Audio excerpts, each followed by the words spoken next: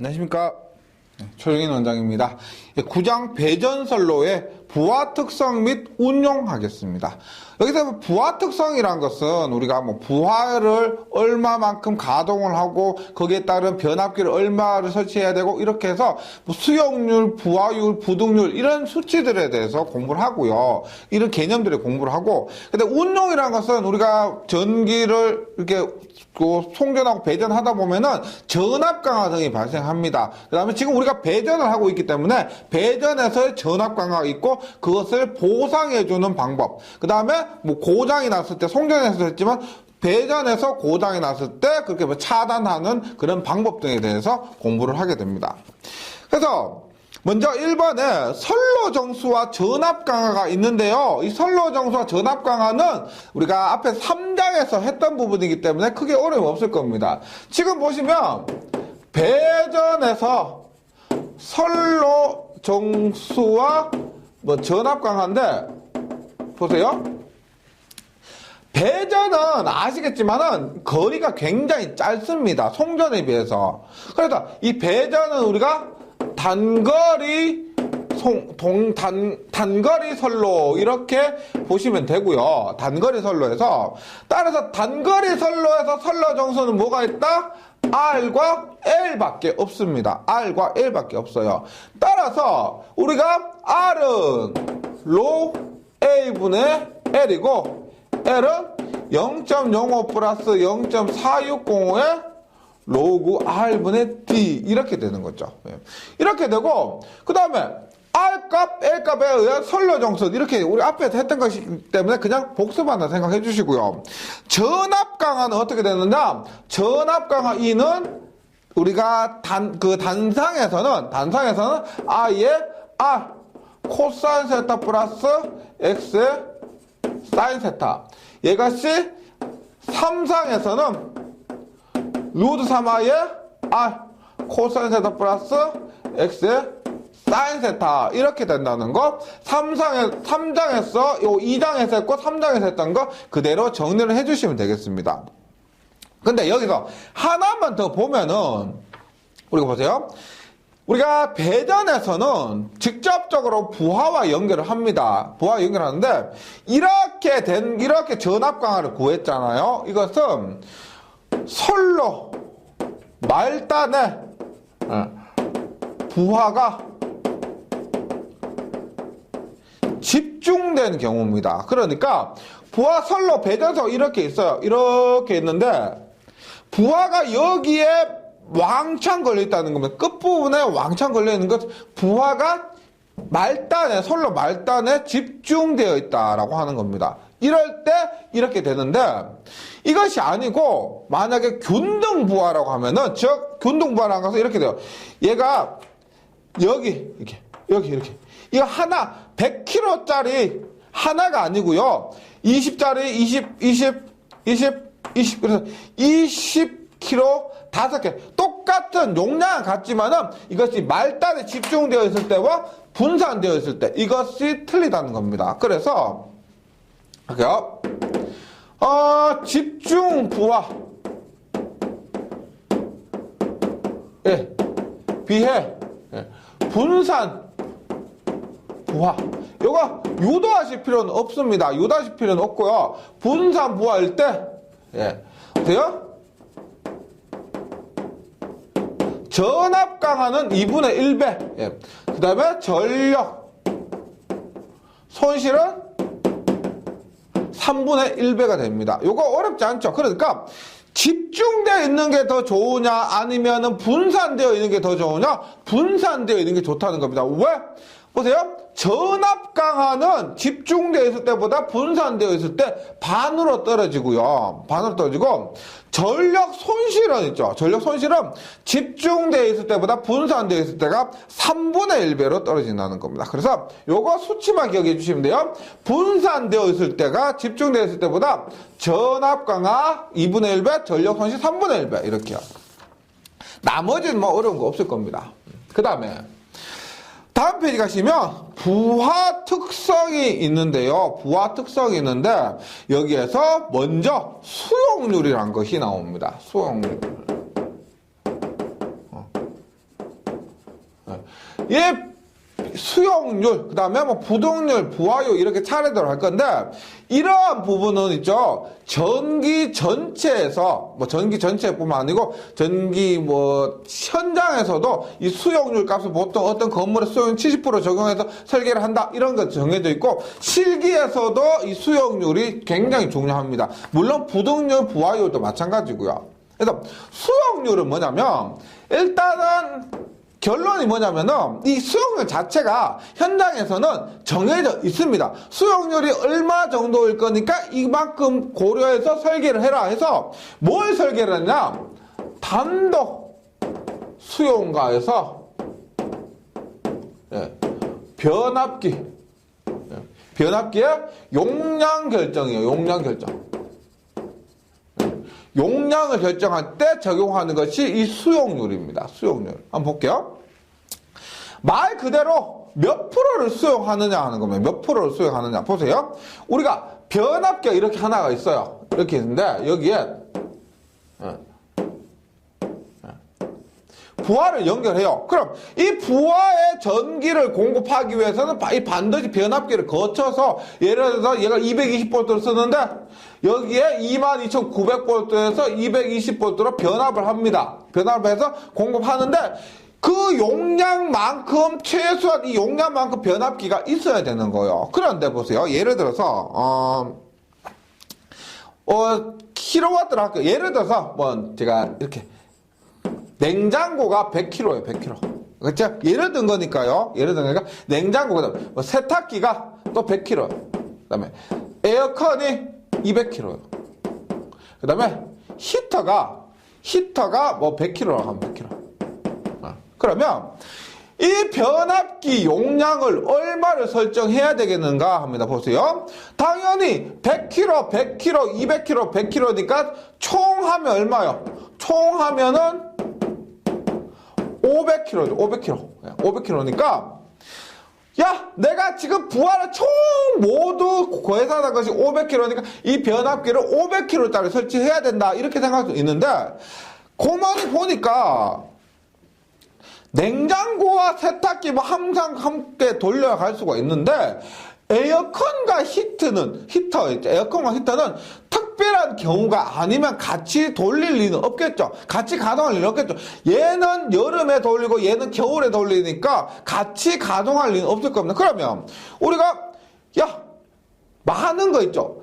냉장고, 세탁기, 에어컨 혹은 냉장기, 세탁기, 히터 둘 중에서 하나만 한다면은 냉장고, 세탁기, 에어컨이 더 크니까요. 요거 사면 얼마요? 지금 400kg죠. 400kg. 400kg입니다. 그러면 고민하는 거예요. 보세요. 500kg로 하느냐, 500kg만큼은 변압기 용량을 결정하느냐, 혹은 여기서 실제로 가동할 것 같은 400kg로 하느냐, 어떤 값을 설정한다? 이 400kg로 변압기 용량을 설정을 한다는 겁니다. 왜?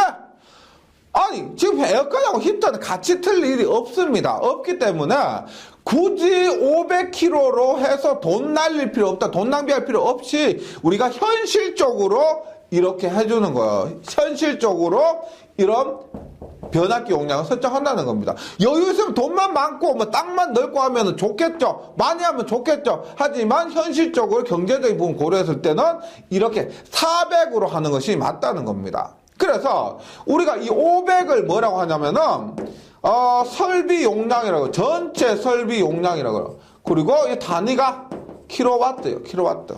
그 다음에 얘는 뭐냐면 이 변압기 용량인데요. 얘는 뭐냐?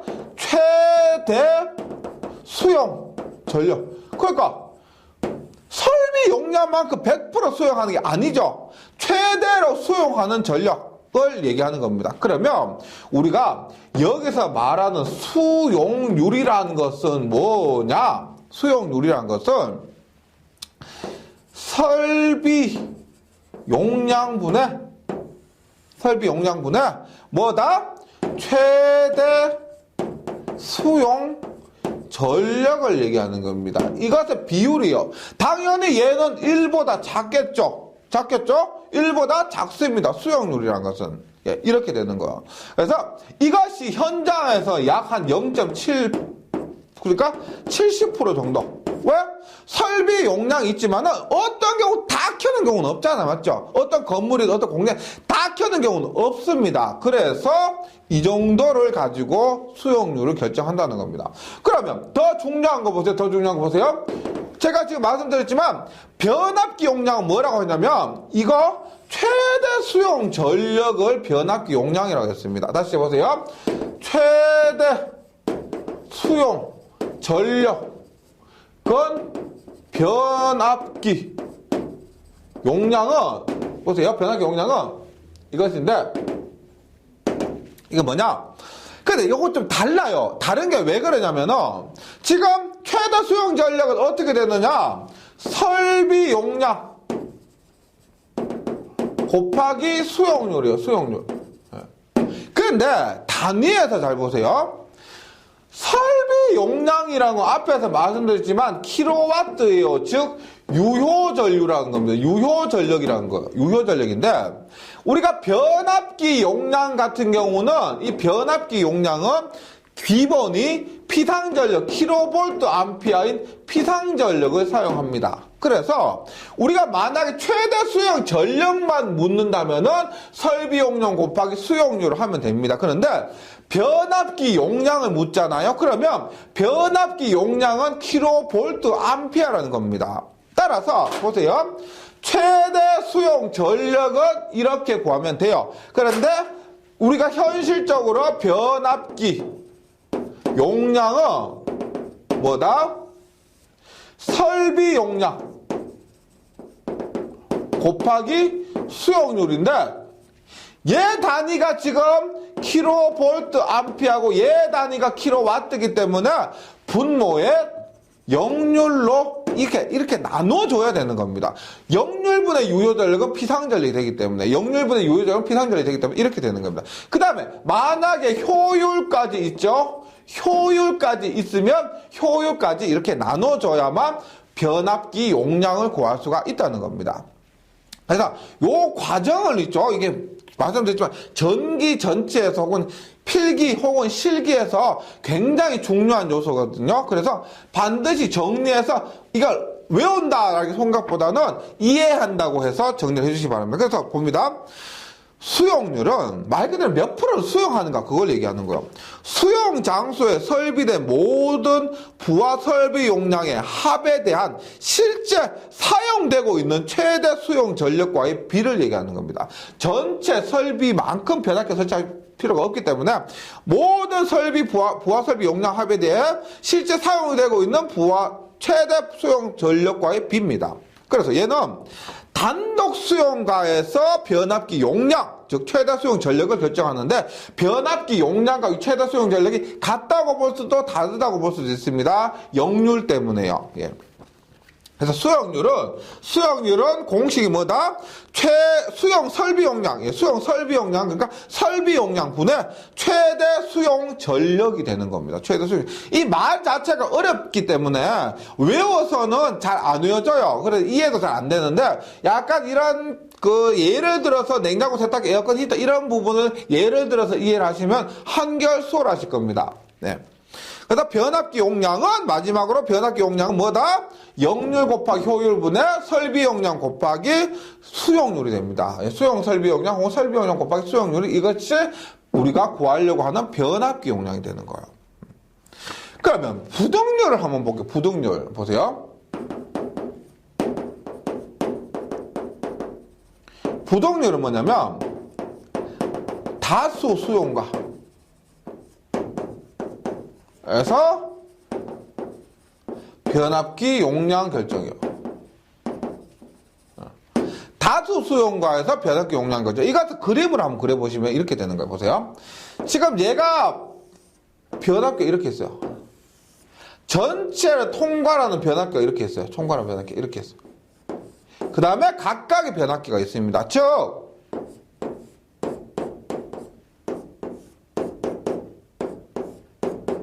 보세요. 얘들이 뭐냐면 에어컨, 히터, 세탁기 이런 것들이에요. 그러면 지금 얘가 뭐냐면 얘가 수용률로 구한 단독 수용과 변압기입니다. 단독 수용과 변압기. 그러니까 수용률 방금 지금 한 거 있죠? 요렇게 해서 변압기 용량 구했잖아. 이게 뭐냐면 요걸 얘기해요. 요거. 근데 부동률은 언제냐면 부동률은 이 변압기 이런 것들이 아파트 뭐 1동, 2동, 3동 있을 거 아니에요? 그런 것들을 총괄하는 이 변압기의 용량을 구할 때는 우리가 부동률을 적용을 해야 된다는 겁니다. 부동률을요. 그래서 한번 봅니다. 부동률은 다수 수용과에서 어떤 임의 시점에 동시에 사용되고 있는 합성 최대 수용 전력에 대한 각 수용과에서의 최대 수용 전력과의 비입니다. 뭐냐? 한번 보세요. 말이 좀 어려운데, A집 있고요. B집 있습니다. 그 다음에 C집 있어요. 아침 있고, 아침, 점심, 저녁이 있어요. 이때 전기를 쓴대요. 예를 들어 이렇게 100을 써요. 100. 점심에 200을 써요. 200을, 저녁에 300을 씁니다. A집은요. A 변압기는 B 변압기는 뭐 100에 300에 200을 써요. 200을 써요. 그 다음에 C 변압기는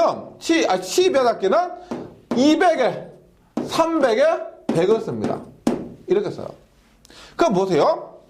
이렇게 했을 때 두 가지가 있습니다. 지금 각각에서 가장 큰 게 얼마냐면 A집도 300, B집도 300, C집도 300이에요. 얘가 뭐냐면 이 300, 300, 300이 뭐다? 앞에서 구한 수용률로 구한 단독 수용과 변압기 용량이 되는 거예요.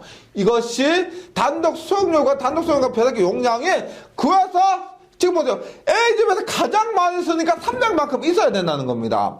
B집에서도 300만큼 가장 많이 쓰니까 최소 300만큼 있어야 되고 C집에도 300이 가장 크니까 최소 300만큼 있어야 된다는 거예요. 이때 자 보세요.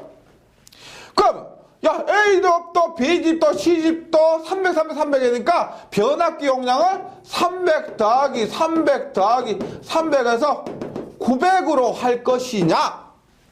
아니면 아침에는 얼마예요? 아침에는 400이고요. 점심에는 얼마예요? 800이죠. 요거 400이요. 아침에 400, 점심에 800이요. 저녁에 얼마예요? 600입니다. 그러면 가장 많은 800으로 할 것이냐?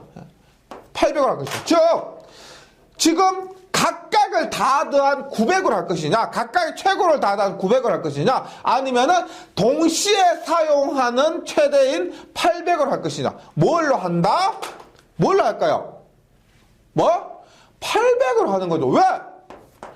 지금 300, 300이 얘는 동시에 일어날 수는 없습니다. 당연히 A집도 300, B집도 300, C집도 300의 변압기 설치해야 되겠지만 이것을 총괄하는 이 전체 변압기는 900이라는 그 전기를 동시에 쓸 일이 없죠. 점심과 저녁에 합해지는 일이 없기 때문에 이 변압기는 800 동시에 사용하는 최대인 800을 하면 된다는 겁니다. 그래서 이것을 우리가 이 전체 변압기 용량으로 이것을 각각의 변압기를 총괄하는 전체 변압기 용량으로 선정을 한다는 거죠. 이렇게 하는 겁니다. 그래서 부동률을 보세요. 지금 말이 지금 어렵습니다. 보세요. 합성 최대 수용 전력. 합성 최대 수용 전력 분의 뭐다? 각각의 최대 수용 전력의 합입니다. 보세요. 합성 최대 수용 전력 분의 각 수용과의 최대 수용 전력 합입니다. 각각의 최대 수용 전력 합, 각 수용과의 최대 수용 전력의 합. 말이 좀 어렵기 때문에 이해를 하셔야 돼요. 지금 뭐냐? 지금 합성 최대 수용 전력이 뭐예요? 합한 최대 수용 전력이 합성 동시 시간대 최대 수용 전력 이 말이에요. 이것이 800이란 얘기고 각각의 최대 수용 전력합, 이 말이 뭐냐면은 이것이 900이라는 얘기예요. 각각의 최대 수용, 각각의 최대를 합하는 것, 900을 얘기합니다. 부동률은 이걸 얘기해요. 지금 보시면 그 부동률은 어떻게 된다? 당연히 1보다 커지죠. 부동률은 우리가 수용률은 절대적으로 1보다 작았는데 부동률은 1보다 큰 값을 가지게 됩니다. 큰 값을 가지게 돼요. 그럼 이것이 뭐다? 이것이 합성 최대 수용률 이것이 뭐다? 합성 최대 수용률 이것이 변압기 전체 변압기 총괄하는 변압기의 용량이라는 겁니다. 그럼 보세요. 이것이 뭐다? 다시 합성 최대 수용 전력은 부동률 분의 뭐다? 각각 최대 수용 전력의 합이 되는 겁니다. 그리고 이 합성 최대 수용력 이것이 총괄하는 총괄 변압기 용량이 되는 거. 이렇게 기억해 주셔야 됩니다. 그 다음 각각 최대 수용 전력 합 이게 뭐냐? 이게 앞에서 했던 거 보세요. 이것이 설비 용량 곱하기 수용률. 이렇게 구했던 것을 더하고 또 설비 곱하기 수용률 더하고 설비 곱하기 수용률 더하고 이렇게 한다는 겁니다. 이 관계가 있다는 거죠. 지금 그렇게 관계를 쭉 이어가시면 크게 어렵진 않을 겁니다. 않을 거예요. 그래서 이 부분을 한번 정리를 하면은요. 한번 하면은 이렇게 돼요. 보세요. 지금 변압기 용량을 구합니다. 변압기 용량을 구하는데 앞에서 수용률을 가지고 단독 수용과의 변압기 용량을 구했잖아요. 맞죠? 수용률을 가지고 지금은 뭐냐? 전체를 총괄하는 변압기 용량을 구하는데 변압기 용량은 뭐다? 변압기 용량은 총괄 변압기요. 요게 앞에 분자가 뭐였냐면은 분자가 각 수용과 최대 수용 전력의 합이었죠. 그것이 뭐다? 설비 용량 곱하기 수용률 더하기 또 설비 용량 곱하기 수용률 더하기 설비 용량 곱하기 수용률이요. 설비 용량 1 수용률 1, 설비 용량 2 수용률 2, 설비 용량 3 수용률 3. 이렇게 한 것이 각각의 최대 수용 전력입니다. 합입니다. 이렇고요. 분모에는 뭐가 들어갔다? 우리 앞에서 이거 계산할 때 뭐가 들어있어요? 역률 곱하기 효율 들어갔죠. 효율. 그래서 우리가 앞에서 할 때는 이렇게 들어갔었잖아요. 맞죠? 거기에다가 뭐까지 구한다? 곱한다? 부등률까지 곱하면 전체를 총괄하는 변압기 용량이 나온다는 겁니다. 이렇게 되는 거예요. 그러다 변압기 용량은 부등률 곱하기 역률 곱하기 효율분의 각 수용과 최대 수용 전력의 합인데 이것이 설비 용량 곱하기 수용률 있죠. 앞에서 했던 것들 그것의 크기가 된다는 겁니다. 이렇게 정리를 해주시고 그 다음에 부등률이 높다는 말은 무슨 말이냐? 부등률이 높다는 말은 보세요. 부등률 다시 부등률은 앞에서 뭐다? 합성 최대 수용 전력 전력분의 각각의 합이라 그랬죠. 합이라고 했습니다. 지금 여기에서 부등률이 높다는 말은 얘가 높다는 말은 어떻게 각각의 설비 용량이 크거나 혹은 합성 최대 수용 전력이 작다는 얘기입니다. 맞죠? 그래서 어떻게 돼요? 변압기 용량 감소 효과가 있어요. 지금 여기에서 부등률이 크면은 얘가 크면은 부등률 얘가 크면은 변압기 용량은 감소됩니다. 맞죠? 분모가 크니까 변압기 용량 감소됩니다. 그런데 설비 계통의 이용률이 낮다는 거예요. 지금 얘가 크다면 각각의 합이 크다는 거예요. 맞죠? 그러면 실제 300 이만큼인데 요것이 낮으면 어떻게 돼요? 요것이 만약에 500이에요. 500.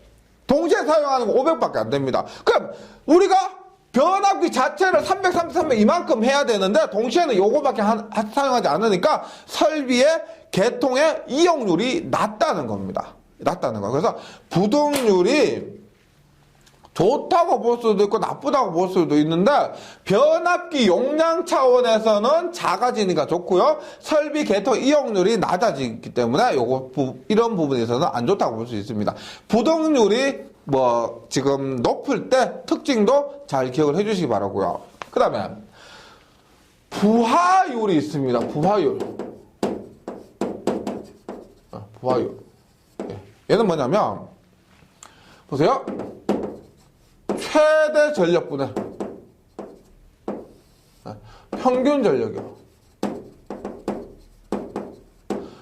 최대 전력분의 평균 전력인데 여기에서도 보세요. 지금 교재 예를 들어 이렇게 했습니다. 이렇게 했습니다. 보세요.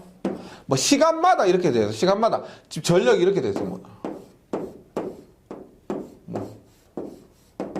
뭐 이렇게 됐어요. 이렇게 됐습니다. 보세요. 그러면 부동률이란 말은 무슨 말이냐면 지금 보세요. 100, 200, 300, 400 이것이 지금 최대 전력이죠. 최대 전력. 이게 400이에요.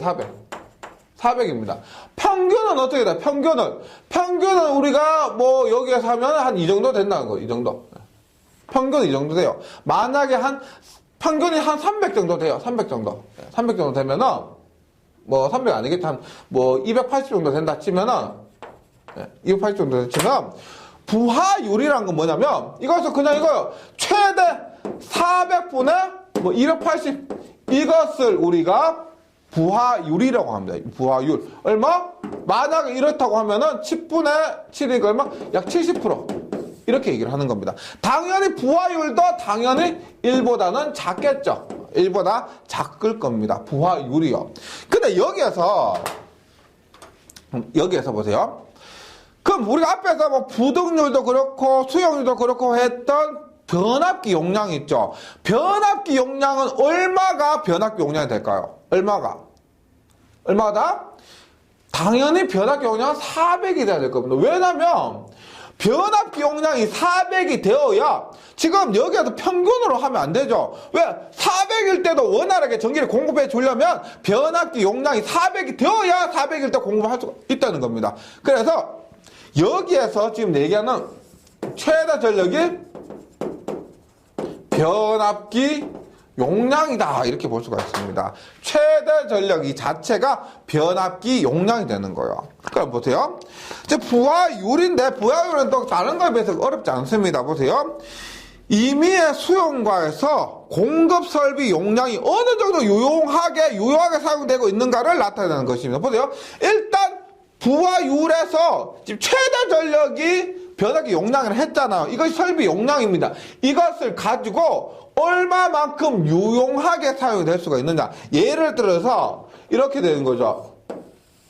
보세요. 이렇게 생겨 이렇게 됐다. 이것은 최대나 평균이나 차이가 많이 안 납니다. 맞죠? 그래서 부하율이 이렇게 최대적 평균이 이 부하율이 크다면은 최대 전력과 평균 전력의 차이가 별로 안 난다는 것이고 설비가 굉장히 유용하게 사용되고 있다는 겁니다. 근데 만약에 이렇게 보세요. 이렇게 되어보세요.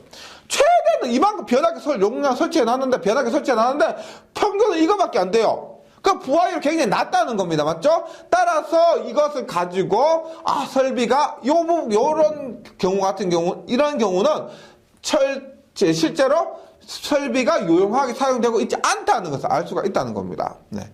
그래서 임의 기간 중에 최대 수용 전력에 대한 평균 수용 전력의 비가 되는 거예요. 뭐 최대 전력분의 제가 평균 전력을 했지만 정확하게 최대 수용 전력분의 평균 수용 전력 이렇게 되고 부하율은 최대 수용 전력분의 평균 수용 전력 곱하기 100이 된다는 겁니다. 그리고 평균 전력은 우리가 어떻게 될까요? 평균 전력은 전체 전력을 시간으로 나누는 거죠. 전체 전력량을 시간으로 나누면 평균 전력이 되는 겁니다. 맞죠? 만약에 이렇게요.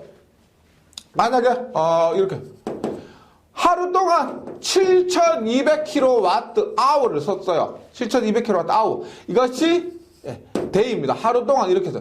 평균 얼마? 평균 얼마다? 7200을 하루는 24시간이죠. 그래서 따라서 24hour를 7200kWh로 나누면 hour 약분 되죠. hour 약분 되고 얼마다? 요것이 30kW가 됩니다. 30kW. 300kW다. 300kW가 평균 전력이 된다는 거죠. 평균 전력이요. 이렇게 되는 겁니다. 그러면 보세요. 일단 부하율이 크다. 부하율이 크다는 말은 앞에서 뭐라고 했다? 공급 설비에 대한 설비 이용률이 크다는 거예요. 잘 이용하고 있다는 것이고, 전력 변동이 작다. 전력 변동, 지금 얘 같은 경우 전력 변동이 굉장히 크죠. 근데 부하율이 크다는 말은 전력 변동이 작다는 겁니다. 그것을 의미하는 거죠. 이거 다기보다는 이해를 한번 해보시기 바랍니다. 그러면 보세요. 지금 1부하율이 있습니다. 1부하율. 1부하율은 뭐냐? 보세요.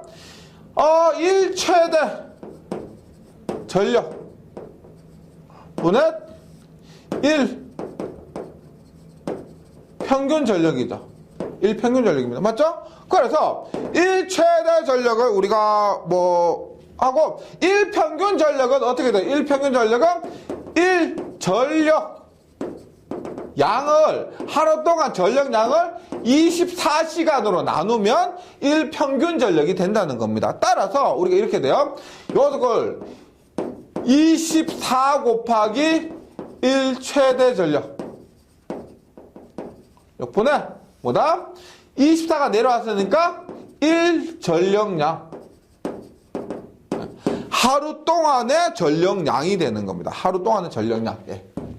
그 다음에 월 부하율이 어떻게 될까? 월 부하율 똑같죠? 월 최대 전력분의 월 평균 전력입니다. 그래서 월 평균 전력인데 따라서 얘는 어떻게 돼요? 똑같이 공식하면 24고요. 한 달은 30일이죠. 평균 30일입니다. 30일 분의 곱하기 월 최대 분의 월 전력량이요.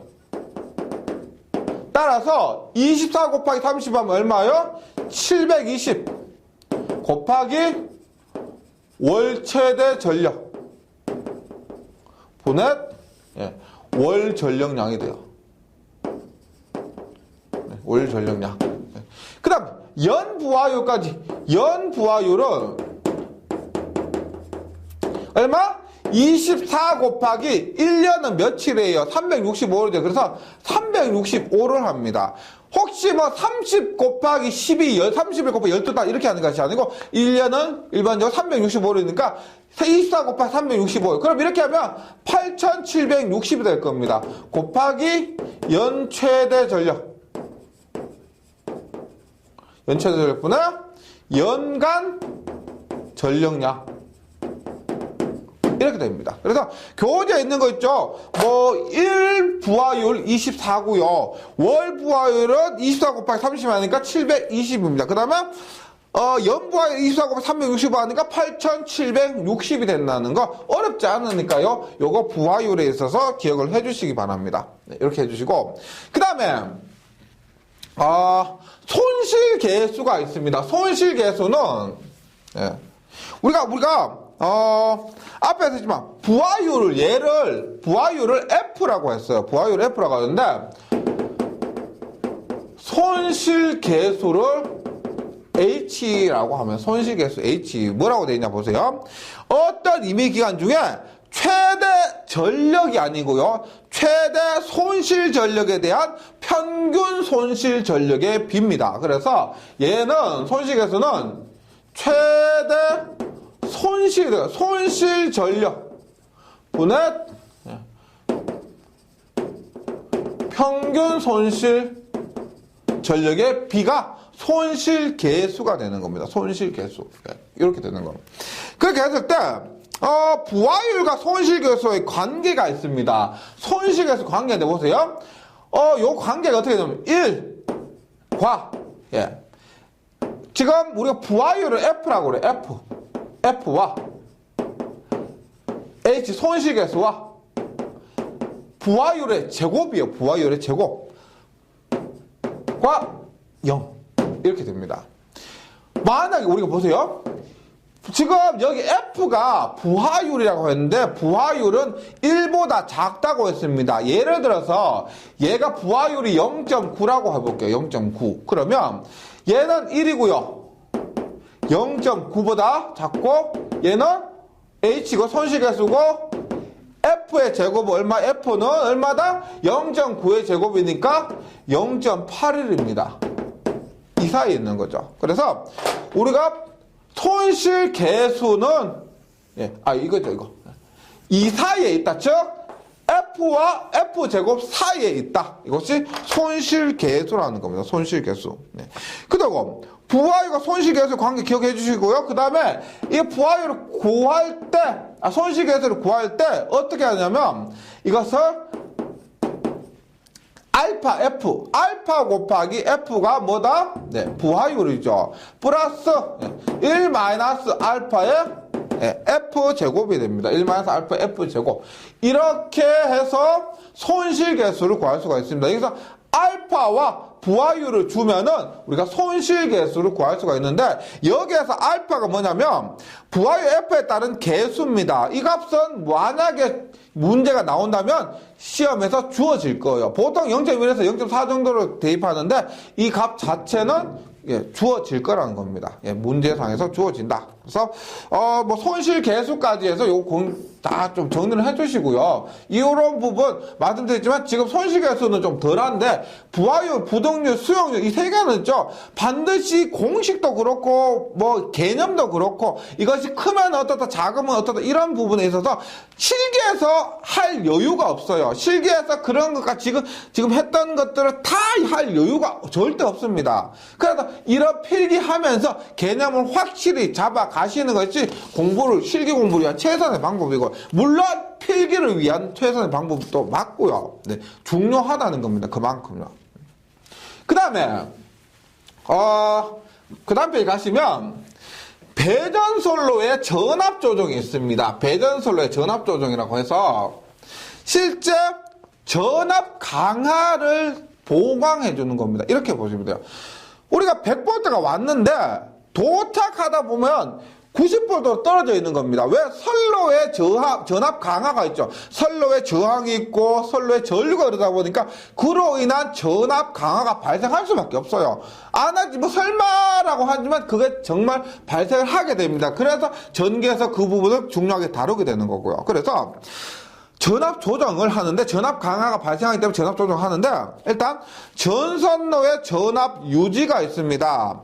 전선로의 전압 유지 목적은 왜 전압 유지해서 좀 떨어지면 어떠냐? 가 아니라는 거예요. 왜 유지를 해주느냐? 공급 전압이 전격 전압을 유지하지 못하고 이보다 낮아지거나 또는 높아지게 되면은 효율이 감소하고요. 전압에 따라 효율이 감소하고 역률 및 기기 수명에 영향을 미치게 됩니다. 네. 우리 전격이라는 게 뭐예요? 가장 좋은 상태에서 손실도 최소고 수명도 최대고 뭐 역률도 좋고 이러한 상태를 이러한 전압이나 전류 주파수를 정해 놓은 것이 전격이에요. 근데 그 전격이 가장 좋은 상태라고 제조사에서 딱 명시를 해놨는데 그거보다 떨어지게 되면은 그 전압이 도착해야 되는데 그것보다 떨어지게 되면은 수명이나 효율이나 역률 이런 것에 나쁜 영향을 미친다는 겁니다. 그래서 우리나라에서 이렇게요. 공칭 전압의 주파수에 따른 유지 범위가 110V는 플러스 마이너스 6V 정도까지는 괜찮고요. 뭐 한 5, 6% 정도고요. 220V에서 플러스 마이너스 한 13% 정도. 그 다음에 380V에서 플러스 마이너스 38%, 10%죠. 정도고요. 주파수는 빡빡합니다. 주파수는 0.2Hz, 플러스 마이너스 0.2Hz 이렇게 되는 거예요. 우리가 이런 거 있어요. 우리가 백열전구 있잖아요. 백열전구가 좀 더 심한데 백열전구에서 전압이 5% 정도 만약에 문제가 생기잖아요. 그러면 수명이 45%가 줄어든다 그랬어요. 전압 5% 차이인데 수명이 45%가 더 떨어진다 그랬어요. 그래서 예전에 이런 거 제가 가정집에 할머니 집 같은데 전구 달아드리고 전구 고쳐주고 안전기 달아드리고 그런 그걸 하러 다녔는데요. 어떤 할머니 집 가면은 그런 게 있어요. 불이 굉장히 환해요. 환한데 이거 백열전구를 있죠. 백열전구를 보름마다 갈아 끼워야 된대요. 그게 왜 그러냐면 전압이 문제가 생겨가지고 전압이 높아진 겁니다. 전압이 높아지니까 전력이 높아진 거예요. 전력이 높아지면 환하죠. 환한데 그만큼 빨리 수명이 달린다는 거예요. 그 전압이 크게 높지는 않은데 이러한 문제가 생긴다는 겁니다. 그래서 이런 유지 범위 정도 기억해 주시고요. 그 다음 전압 조정의 이점이 있습니다. 여기서 우리가 뭐 부하 수용 가측의 부하는 뭐 다른 것보다 모터 부하라 생각해 주시고요. 수용 가측에 적당한 전압을 공급받음으로써 모터 부하가 생산 기기의 적정 운전으로 효율 증대, 생산성 향상, 기기 수명 보존에 도움이 된다. 네, 이런 거고요.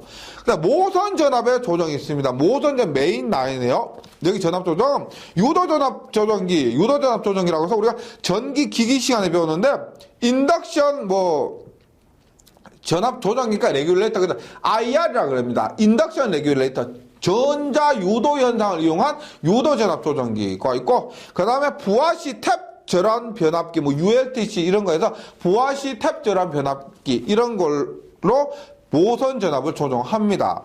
선로 전압 조정이요. 선로의 전압 조정은 승합기, 우리가 뭐 다음 시간 하겠지만은 단권 변압기입니다. 단권 변압기 승합기를 통해서 전압 조정하거나 선로 전압 강화 보상기 혹은 직렬 콘덴서도 전압 강화 보상하죠.